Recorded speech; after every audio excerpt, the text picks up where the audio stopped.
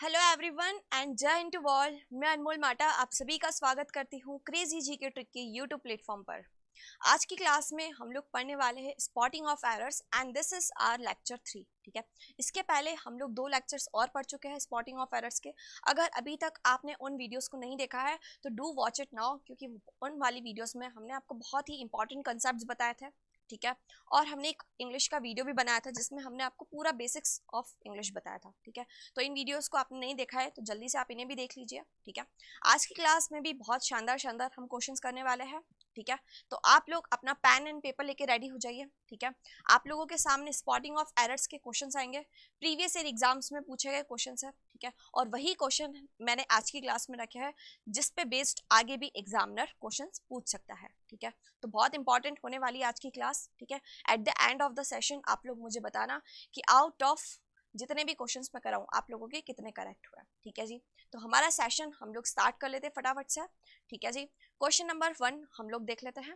ठीक है, आप लोगों के पास 4 पार्ट्स गिवन है।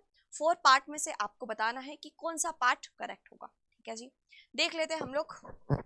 आपको मैंने बोला था लास्ट वीडियो में भी, ठीक है, कि पहले आपको क्या करना है, जैसे ही क्वेश्चन दिखे वीडियो को कर देना है पॉज, खुद से एरर फाइंड करो, उसका आंसर मुझे कमेंट में बताओ और उसके बाद वीडियो प्ले करके उसका एक्सप्लेनेशन देखो। ठीक है, इससे क्या होगा, इससे ये होगा कि आपको पता चलेगी अपनी स्ट्रेंथ एंड वीकनेस, आपको पता चलेगा कि मैं कितने क्वेश्चंस करेक्ट कर पा रहा हूँ। ठीक है, और अगर नहीं कर पा रहा हूँ तो क्यों नहीं कर पा रहा हूँ, उसका फिर आप एक्सप्लेनेशन देखो। ठीक है, तो पूरी ईमानदारी के साथ आप खुद से लगाना और उसके बाद फिर सही आंसर चेक करना। ठीक है जी, तो फर्स्ट क्वेश्चन इधर गिवन है, we stayed in Jim's flat during he was on holiday. हम जिम के फ्लैट में रुके थे, कब रुके थे, जब वो छुट्टी पर था। यहाँ पर सेंटेंस में ऐसा गिवन है। ठीक है, अब मुझे बताओ आप लोग क्या एरर हो सकता है। हमने सेंटेंस में देखा कि हमारा जो यूज हो रहा है ना वर्ब, वो यूज हो रही पास्ट टेंस की। ठीक है, क्योंकि इधर स्टेड लिखा है, वर्ब की सेकंड फॉर्म है। We stayed in Jim's flat, यहाँ तक के पार्ट में कोई भी एरर नहीं है। During he was on holiday, जब वो हॉलीडे पे था। अब मैं बोल रही हूँ हिंदी में जब वो हॉलीडे पे था, तो आप मुझे खुद ही बताओ ड्यूरिंग का मतलब तो होता है कोई समय अंतराल, है ना। I am working on my English speaking skills during this months, है ना। अंतराल की जब बात होती है तो हम क्या यूज करते हैं, ड्यूरिंग यूज करते हैं। बट इन्होंने तो एक स्पेसिफिक टाइम बताया कि जब वो छुट्टी पर था, दैट मीन्स जब। जब का मतलब हिंदी में ड्यूरिंग नहीं होता है, जब के लिए हम यूज करते हैं वर्ड व्हेन। क्या यूज करते डियर स्टूडेंट्स, व्हेन। तो आपके यहाँ पे जो एरर था ना वो कौन से पार्ट में था, फोर्थ पार्ट में था। आपको यहाँ पे ड्यूरिंग को काट के क्या यूज करना था, व्हेन यूज करना था। क्या यूज करना था, व्हेन। ठीक है, यहाँ पे एक्सप्लेनेशन में बहुत इंपॉर्टेंट चीज गिवन है, याद रखना जब भी आप व्हेन यूज करते हो तो उसके बाद सेंटेंस होता है। सेंटेंस का मतलब जहां पर सब्जेक्ट हो, वर्ब हो और आगे ऑब्जेक्ट हो। तो हमने यहाँ पे देखा सब्जेक्ट था, वर्ब था और आगे ऑब्जेक्ट भी था। ठीक है, तो यहाँ पर आपका व्हेन यूज करना था, ड्यूरिंग यूज नहीं करना था। तो ड्यूरिंग कब यूज होता है भाई, तो ड्यूरिंग यूज होता है जब हम क्या यूज करें, डायरेक्टली नाउन यूज करें। ठीक है, इधर एक एग्जांपल भी मैंने मेंशन किया है, जैसे कि she cried during the movie, वो रो रही थी। कब रो रही थी, मूवी के दौरान रो रही थी। ठीक है, तो आपने देखा कि ड्यूरिंग के बाद हमने डायरेक्टली क्या लिख लिया है, नाउन लिख लिया है। ठीक है, तो याद रखना हम ड्यूरिंग यूज करते हैं नाउन के जस्ट पहले, और जब भी पूरा सेंटेंस होता है तो वहां पर हम क्या यूज करते हैं, व्हेन यूज करते हैं। आई होप आपको क्वेश्चन 1 क्लियर हो गया होगा। बढ़ जाते हैं क्वेश्चन नंबर नेक्स्ट। ठीक है, he allowed his son to drive but he warned him of the danger. बढ़िया क्वेश्चन है जी, देखते क्या एरर हो सकता है। देखो इधर हमको जो वर्ब दी गई है ना, पास्ट की दी गई है। दैट मीन्स आपका जो सेंटेंस चल रहा है वो सिंपल पास्ट टेंस का चल रहा है कि उसने अपने सन को अलाउ किया कि भैया तुम ड्राइव करो, बट उसने वार्न भी किया उसे किस चीज का, डेंजर का। हमने देखा ये वाले पार्ट में कोई भी एरर नहीं था। टू के बाद वर्ब की फर्स्ट फॉर्म यूज की गई है, बिल्कुल करेक्ट है। He allowed his son to drive but he warned. अब हमने यहाँ पे देखा इन्होंने वॉर्न यूज किया है। वॉर्न दैट मीन्स वर्ब की फर्स्ट फॉर्म यूज की है। क्या हमें वर्ब की फर्स्ट फॉर्म चाहिए थी, बिल्कुल नहीं। हमारा जो सेंटेंस चल रहा था ना वो सिंपल पास्ट टेंस में चल रहा था, तो हमें यहाँ पे वॉर्न नहीं, हमें यहाँ पे पास्ट टेंस की वर्ब यूज करनी थी जो कि होगी वॉन्ड। क्या होगी, वॉन्ड। ठीक है, तो आपका जो एरर था ना भाई वो कौन से पार्ट में था, सेकेंड पार्ट में। आपको यहाँ पे ईडी ऐड कर देना था सिंपल, बाकी आपका सेंटेंस करेक्ट है। ठीक है जी, नेक्स्ट क्वेश्चन देख लेते हैं। सीजीएल एग्जाम में पूछा गया क्वेश्चन है, बहुत ही बढ़िया क्वेश्चन है। देखते कौन इसका आंसर मुझे करेक्ट बता रहा है कमेंट में। ठीक है, सभी लोग मुझे कमेंट में करेक्ट आंसर दीजिएगा। ठीक है। Did you recall to meet her at the party last night. एक छोटी सी चीज आपको बता दें कि जब भी आप लोगों के पास पास्ट का कोई स्पेसिफिक टाइम गिवन रहता है, जैसे कि yesterday, last night, last year, है ना, तो हमेशा हम कौन सा टेंस यूज करते हैं, सिंपल पास्ट टेंस यूज करते हैं। तो यहाँ पर सिंपल पास्ट टेंस यूज किया बिल्कुल, क्योंकि डिड आपकी क्या होती है, पास्ट की वर्ब होती है ना, तो इन्होंने डिड लिखा है। और दूसरी चीज आपको ये भी पता है कि डिड के बाद हम वर्ब की फर्स्ट फॉर्म लगाते हैं, इन्होंने रिकॉल वर्ब की फर्स्ट फॉर्म लगाई है। तो फिर एरर कहाँ है, did you recall to meet her at the party, to के बाद वर्ब की फर्स्ट फॉर्म भी लगा दी, कहाँ पे एरर है। देखिए कौन मार्क कर रहा है एरर, बहुत बढ़िया क्वेश्चन है, वर्ब एडवांस पे बेस्ड क्वेश्चन है, ठीक है। जब हम डिटेल क्लास पढ़ेंगे तो हम समझेंगे कि वर्ब एडवांस क्या होता है, ठीक है। बता देते हैं हम आपको। यहाँ पर याद रखना डियर स्टूडेंट्स, टू मीट हमें यूज नहीं करना था। क्यों यूज नहीं करना था, क्योंकि ये है भैया इन्फिनेटिव। इन्फिनेटिव का मतलब होता है जब आप टू के साथ वर्ब की फर्स्ट फॉर्म लगाते हो, जब आप टू के साथ वर्ब की फर्स्ट फॉर्म यूज करते हो तो उसे हम कहते हैं इन्फिनेटिव। इंग्लिश ग्रामर में कुछ ऐसी वर्ब्स हैं जिनके साथ ये डिफाइंड है कि हम हमेशा क्या यूज करेंगे, जेरंड यूज करेंगे, और कुछ ऐसी वर्ब डिफाइंड है जिनके साथ हम हमेशा क्या यूज करते हैं, इन्फिनेटिव यूज करते हैं। तो याद रखिएगा, रिकॉल उन्हीं वर्ब की लिस्ट में से है। रिकॉल के साथ आप हमेशा क्या यूज करते हैं, जेरंड यूज करते हैं। अब बच्चे बोलेंगे मैडम ये जेरंड क्या होता है, तो जेरंड का मतलब होता है जब भी आप नाउन को, ये क्या हो गया, जब भी आप क्या करते हो, नाउन में आईएनजी जोड़ देते हो, ठीक है, नाउन को में आईएनजी जोड़ देते हो, या जब आप वर्ब में आईएनजी जोड़ देते हो, जब भी आप क्या करते हो भाई, वर्ब में आईएनजी जोड़ देते हो और वो किसकी तरह एक्ट करने लगता है, नाउन की तरह एक्ट करने लगता है, तो फिर उसे हम क्या कहते हैं, जिरंड कहते हैं। तो यहाँ पर आपको मीट टू मीट नहीं यूज करना था, इसकी जगह पे आपको यूज करना था meeting. Did you recall meeting her at the party last night, ठीक है। तो रिकॉल एक ऐसी वर्ब है जिनके बाद हम जिरंड यूज करते हैं। जिरंड का मतलब होता है जो किसकी तरह एक्ट करता है, नाउन की तरह एक्ट करता है, ठीक है जी। तो आई होप आपको इतनी चीज गिवन होगी, यहाँ पे एक्सप्लेनेशन पार्ट भी गिवन है, आप साथ ही साथ इसे भी रीड करते जाइए। ओके जी, चलो नेक्स्ट क्वेश्चन देख लेते हैं। नेक्स्ट क्वेश्चन देखिए, उससे पहले छोटी सी इन्फॉर्मेशन हम आपको बता रहे हैं, 1 मार्च से हम लोगों की न्यू बैच स्टार्ट हो रही है, जिसमें हम इंग्लिश डिटेल से सीखेंगे, ठीक है। नाउन क्या होता है, नाउन के एग्जाम्पल्स क्या क्या होते हैं, आइडेंटिफिकेशन क्या होता है नाउन का, सारी चीज़ें हम बेसिक से सीखेंगे इस वाली क्लास में, ठीक है। तो ज़्यादा से ज़्यादा इन्फॉर्मेशन दीजिए अपने दोस्तों को, भाई बंधुओं को, जो भी आपके यार दोस्त है पहचान के, सबको बता दो कि भाई अनमोल मैडम जो है ना वो इंग्लिश का कोर्स लेकर आने वाली है crazy GK tricky YouTube platform पर, ठीक है। तो हम लोग बढ़िया से इंग्लिश सीखेंगे, ठीक है। साथ में बढ़ जाते हैं हम लोग क्वेश्चन नंबर 4 पर। CHSL एग्जाम में पूछा गया क्वेश्चन है, ठीक है। लिखा है, I am not sure if the red car in the parking slot is your. बताइए क्या एरर हो सकता है। मुझे श्योर नहीं है, कि मैं श्योर नहीं हूं कि जो रेड कार रखी है ना पार्किंग में वो तुम्हारी है। बताइए क्या एरर होगा। बढ़िया क्वेश्चन है जी, आई होप आपने करेक्ट आंसर मार्क कर लिया होगा। हम बता देते हैं इसका करेक्ट आंसर क्या है। यहाँ पर जो एरर है ना वो लास्ट वाले पार्ट में एरर है। क्यों, क्योंकि पिछली क्लास में भी मैंने आपको बताया था, जब भी हम कंपैरिजन करते हैं ना तो सेम कंपैरिजन किया जाता है। कार का कंपैरिजन करो तो आप कार से ही करोगे, कार का कंपैरिजन किसी इंसान से नहीं करोगे भाई, है ना। तो याद रखना यहाँ पे योर नहीं यूज करना था, हमको यहाँ पे पजेसिव प्रोनाउन यूज करना था, जो कि होता है क्या, योर्स। क्या होता है भैया, योर्स होता है। क्या होता है, योर्स, ठीक है। तो आपको यहाँ पे क्या यूज करना था, पजेसिव प्रोनाउन यूज करना था। क्यों, क्योंकि आपको किसी चीज की ओनरशिप बतानी थी कि ये कार जो मैंने कार पार्किंग में देखी वो तुम्हारी नहीं है, ठीक है। तो योर्स का मतलब क्या होता है, योर प्लस कार, ठीक है। तो आपका जो एरर था वो कौन से पार्ट में था, 4th वाले पार्ट में था। आपको यहाँ पे योर्स लिखना था, ठीक है। और याद रखना है जो योर होता है वो पजेसिव एडजेक्टिव होता है, योर्स क्या होता है, पजेसिव प्रोनाउन, ठीक है। चलो next question, My boss keeps telling me all the time that money doesn't grows on trees। बहुत बढ़िया क्वेश्चन है, CHSL एग्जाम का है। देखते कौन सबसे पहले मार्क कर रहा है, कमेंट में देखते कौन सबसे पहले इसका आंसर मार्क करता है। देखो 1 बाय 1 हम ऑप्शन को चेक करते हैं। देखो क्या लिखा है इधर, ऑप्शन में चेक करते हैं 1 बाय 1। माय बॉस कैसा सब्जेक्ट है आपका, सिंगुलर। सिंगुलर था तो वर्ब भी इन्होंने क्या लिखी, singular. My boss keeps telling me, मेरे बॉस मुझे बोलते रहते हैं हमेशा, हर टाइम क्या बोलते रहते हैं, that money doesn't grows on trees, पैसे जो है ना भैया वो पेड़ पर नहीं उगते। ये वाली बात तो शायद सबके पेरेंट्स भी बोल चुके होंगे उनको, है ना, पैसे भैया पेड़ पे नहीं उगते, इतना खर्चा मत किया करो तुम लोग, है कि नहीं।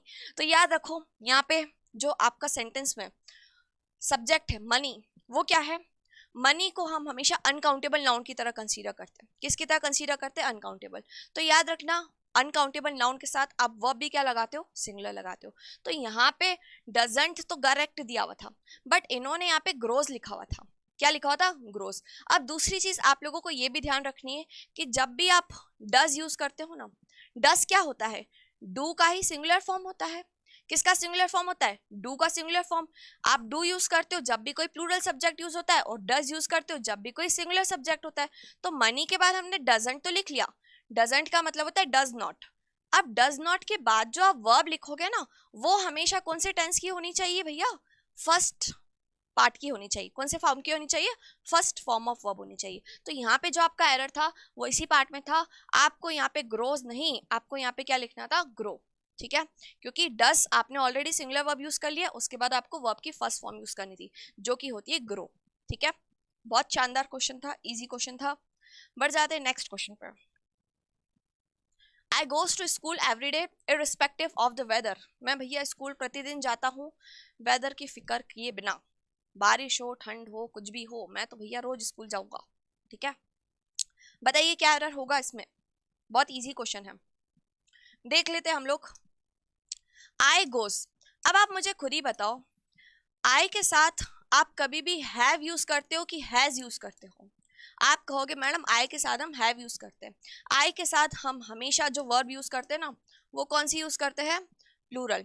तो वही चीज है, आपको यहाँ पे डज नहीं यूज करना था, डज यूज करते हैं हम सिंगुलर के साथ, आपको यहाँ पे यूज करना था डू। क्या यूज करना था, डू, ठीक है। डज होता है सिंगुलर, डू होता है प्लूरल। तो वैसे ही यहाँ पे गोज नहीं लिखना था, गोज होता है आपका सिंगुलर, और गोस का आपको क्या बनाना था, प्लूरल। तो क्या हो जाएगा, गो। तो यहाँ पे जो आपका एरर था पार्ट 1 में था, आपको यहाँ पे गोज नहीं, आपको यहाँ पे क्या लिखना था, गो, ठीक है जी। इजी क्वेश्चन था। I go to school every day irrespective of the weather. बाकी का पार्ट बिल्कुल भी करेक्ट है, कोई भी एरर नहीं है, ठीक है जी। नेक्स्ट क्वेश्चन देखिए हम, 7th, बहुत बढ़िया क्वेश्चन है। Mrs Pooja is very busy at the moment, all right I had been waiting.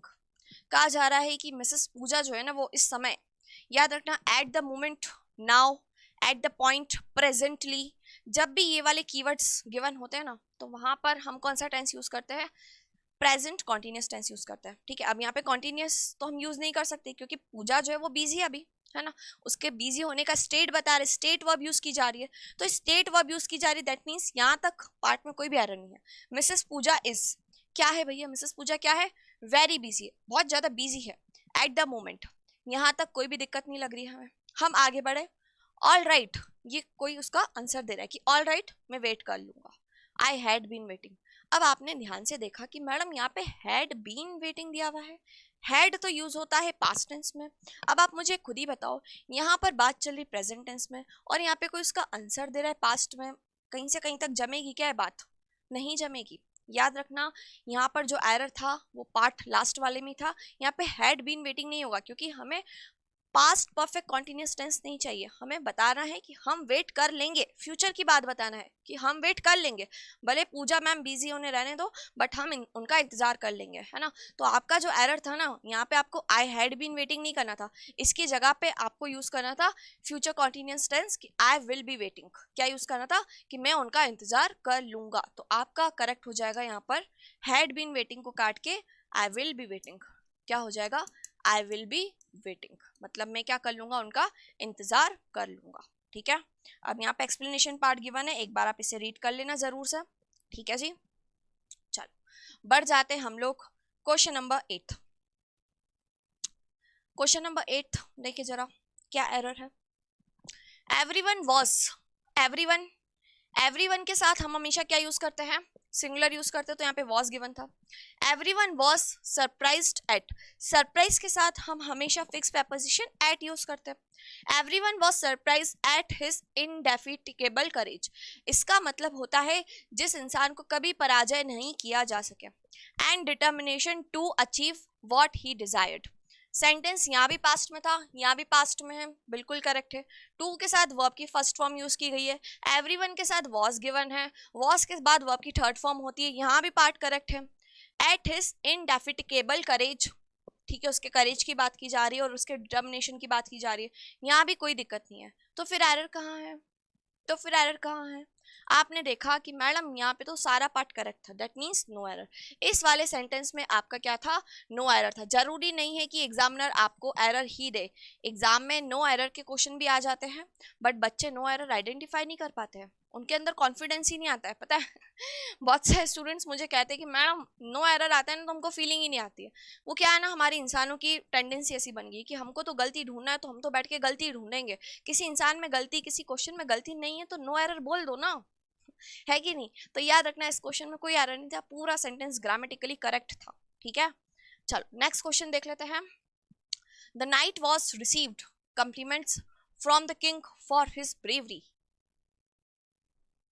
अब आपको एक चीज पता होनी चाहिए कि सेंटेंस के दो तरीके होते हैं, एक तो आप यूज कर सकते हो उसे एक्टिव वॉइस में और दूसरा यूज कर सकते हो आप उसे पैसिव वॉइस में, ठीक है। जब आपके सेंटेंस में ऑब्जेक्ट की इंपॉर्टेंस होती है ना, तो वहां पर हम यूज करते हैं क्या? Passive voice. अब इस वाले क्वेश्चन में कुछ इसी टाइप की बात की गई है। The knight was received, knight को अवार्ड मिला, the knight was received compliments from the king for his bravery. अब आप मुझे खुद ही बताओ, क्या यहाँ पे ये जो नाइट है ऑब्जेक्ट को एम्फेसाइज कर रहा है क्या? नहीं, यहाँ पे जो नाइट है उसको कॉम्प्लीमेंट्स मिले, किससे मिले? राजा से मिले, उसकी बहादुरी के लिए। दैट मीन्स आपको यहाँ पे पैसिव स्ट्रक्चर फॉलो नहीं करना था, आपको यहाँ पे एक्टिव वॉइस का स्ट्रक्चर फॉलो करना था। एक्टिव वॉइस का स्ट्रक्चर कहता है कि आप यहाँ पे, यहाँ तो क्या यूज कर लो? सिंपल पास्ट टेंस यूज कर लो। तो आपको यहाँ पे वॉज के साथ वर्ब की थर्ड फॉर्म यूज नहीं करनी थी, क्योंकि वो होता है आपका पैसिव स्ट्रक्चर। क्या होता है ये आपका? Passive structure. सेंटेंस आपका एक्टिव वॉइस में चल रहा था, एक्टिव वॉइस में चल रहा था, इसलिए आप यहाँ पे वॉज रिसीव्ड नहीं करके द नाइट रिसीव्ड कर दोगे डायरेक्टली। तो आपका दैट मीन्स जो एरर था वो पार्ट 4 में था, ठीक है। यहाँ पे कुछ एडिशनल इन्फॉर्मेशन आप लोगों के लिए गिवन है। याद रखना, जब भी कोई पास्ट का स्पेसिफिक टाइम होता है तब भी हम क्या यूज करते हैं? सिंपल पास्ट टेंस यूज करते हैं। सिंपल पास्ट टेंस का स्ट्रक्चर होता है सब्जेक्ट प्लस वर्ब की सेकेंड फॉर्म प्लस ऑब्जेक्ट, ठीक है जी। तो यहाँ पर आप लोगों का एरर पार्ट 1 में ही था, ठीक है। 10th क्वेश्चन देख लेते हैं। The helicopter of the enemies hovered exact over their bunker. जो हेलीकॉप्टर था ना एनिमीज का, वो हॉवर्ड मतलब होता है मंडराना, हॉवर्ड का मतलब क्या होता है? मंडरा रहा था। मंडरा रहा था कहाँ पर? उनके बंकर के ऊपर मंडरा रहा था। बताइए क्या एरर होगा? देखो, देख लेते हैं यहाँ पर जो एरर है ना वो पार्ट हॉवर्ड में है, एग्जैक्टली में। याद रखना यहाँ पर हेलीकॉप्टर के की बात की जा रही थी कि जो हेलीकॉप्टर है वो किस तरीके से मंडरा रहा है, किस तरीके से मंडरा रहा है। दैट मीन्स यहाँ पर जो आपको यूज करना था ना वो एडवर्ब यूज करना था। तो यहाँ पे आपको एग्जैक्ट नहीं, आपको यहाँ पे क्या यूज करना था? एग्जैक्टली। क्या यूज करना था डियर स्टूडेंट्स? एग्जैक्टली, ठीक है। तो आपका जो एरर है वो कौन से पार्ट में है? इस वाले पार्ट में। आपको हॉवर्ड एग्जैक्टली कर देना था उनके बंकर के ऊपर, ठीक है। बाकी पूरा पार्ट बिल्कुल करेक्ट है, कोई भी एरर नहीं है। यहाँ पे एक्सप्लेनेशन पार्ट गिवन है, इसे भी आप लोग रीड कर लेना, ठीक है जी। चलो बढ़ जाते हैं नेक्स्ट क्वेश्चन पर। Fortunately, he passed the exams with dint of sheer hard work and diligence. Fortunately मतलब सौभाग्य से उसने एग्जाम को पास कर लिया। कैसे पास कर लिया? With didn't of share hard work, बहुत ही ज्यादा कड़ी मेहनत और लगन से, ठीक है जी। डिलीजेंस बहुत इंपॉर्टेंट वर्ड है, एग्जाम में पूछा भी जाता है। डिलीजेंस मतलब हार्डवर्क, है ना, जो इंसान बहुत ज्यादा परिश्रम करता है उसके लिए यूज किया जाता है। बताइए क्या एरर होगा? यहाँ पे जो एरर है वो प्रेपोजिशन बेस्ड है, ठीक है। याद रखना, कुछ प्रेपोजिशनल फ्रेजेस होती है उसे हम हमेशा एज इट इज यूज करते हैं, ठीक है। हम कभी भी विथ डिंट ऑफ यूज नहीं करते, हम क्या यूज करते हैं? By dint of. क्या यूज करते हैं हम? By dint of. तो वही चीज थी, आपको वहां पे विथ को काट के क्या यूज करना था? बाय यूज करना था, ठीक है। यहाँ पे कुछ एडिशनल इन्फॉर्मेशन गिवन है प्रेपोजिशन और एडवर्ब की, एक बार इसे आप लोग रीड कर लीजिए, ठीक है जी। एक बार इसे आप लोग रीड कर लीजिए।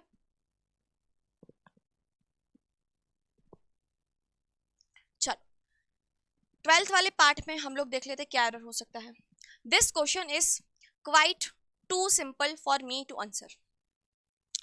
दिस क्वेश्चन सिंगुलर है, तो आगे उन्होंने इज यूज किया है, कोई बात नहीं है।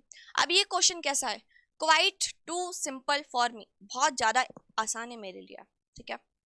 देखे आप लोगों के लिए आसान है कि नहीं, देखे भाई आप लोगों के लिए आसान है कि नहीं।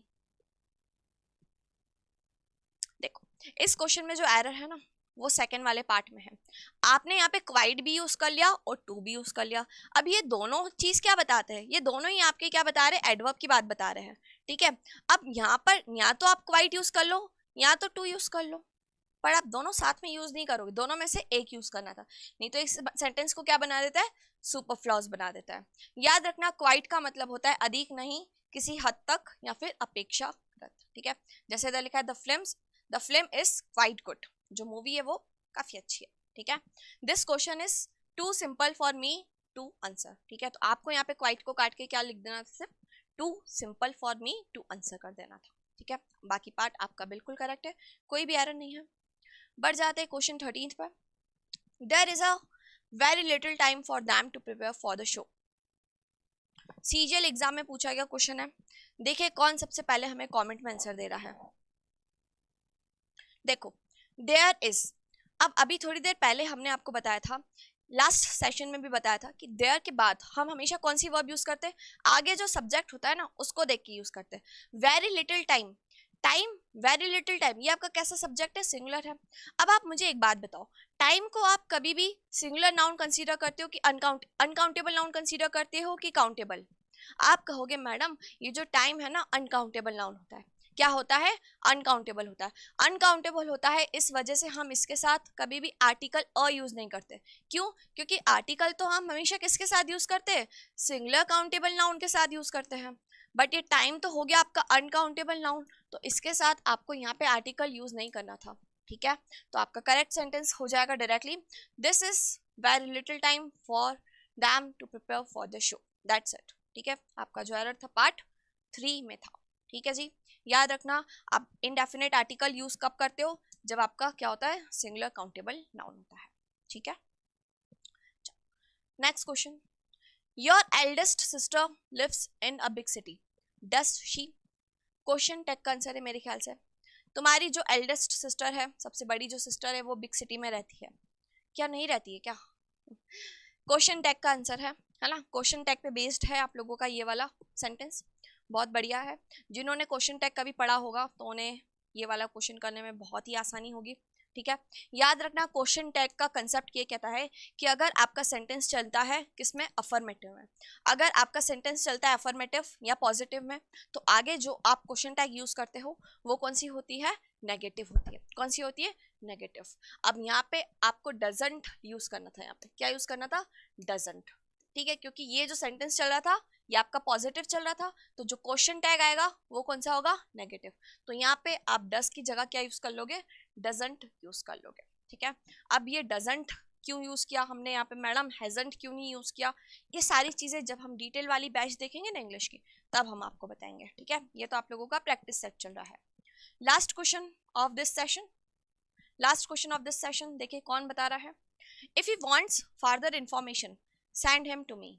अगर वो फर्दर इंफॉर्मेशन चाहता है तो उसे मेरे पास भेज दो, हम बता देंगे। सीजीएल एग्जाम में पूछा गया क्वेश्चन है।